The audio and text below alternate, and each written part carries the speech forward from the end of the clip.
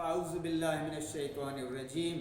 ॼाणणु घुरिजे त इंसान जी नज़र सिज जे मुक़ाबले में कमज़ोर, इंसान बाहि खां फैज़ कीअं हासिल करे। ॻाल्हि आहे त हर कमज़ोर आला जे मुक़ाबले में मजबूर। त मख़लूक जो इहो हाल आहे। ख़ालिक़ अकबर रब जी ज़ात आला कहिड़ी अख में ताक़त आहे जो रब जी तजली सही सघे, कंहिंजो होश अकुल जो रब सां मुखातिब थी सघे। कहिड़ी मख़लूक में ताक़त आहे जो उन मालिक जे साम्हूं बीह सघे। ही ज़ुल्मत, हू नूर, हू क़ादिर, ही मजबूर। मजबूरिन में मख़लूक जो ख़ालिक़ सां तालुक़ कीअं क़ाइमु थी सघे।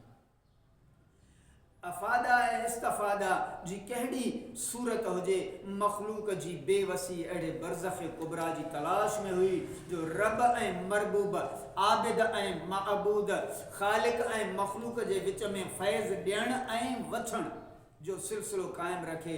मख़लूक जी कमज़ोर निगाह अहिड़े गहरे रंग जे शीशे जी जुस्तजू में हुई जो नूर लम यज़िल जी जलाली शुआउनि खे शान जमाली में पहुचाए।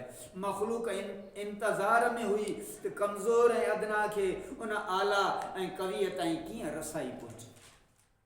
काइनात कंहिं अहिड़े मर्कज़ जी तलाश में हुई जंहिं तरफ़ रुजू थियनि। इन मजबूरी ऐं माज़ूरे ते रब क़दीर रहम फ़रमायो ऐं मख़लूक खे ख़ालिक़ सां मिलाइण, किरियलनि खे खणणु, बिगड़ियलनि भुलियलनि खे राह वठाइण लाइ उन अज़ीम हस्तीअ खे पैदा फ़रमायो जंहिंखे मकी मदनी चवनि था, अर्श वारा अहमद मुजतबा चवनि था, मोहम्मद फर्श वारा त मोहम्मद मुस्तफ़ा सल्लल्लाहु अलैहि वसल्लम चवनि था।